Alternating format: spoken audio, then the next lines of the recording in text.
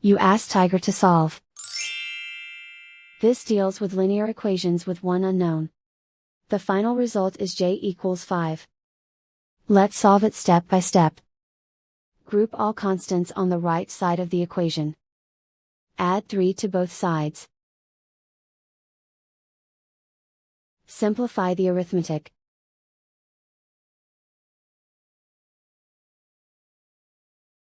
Isolate the j. Divide both sides by 2. Simplify the fraction.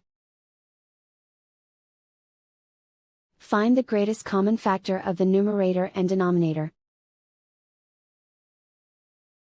Factor out and cancel the greatest common factor.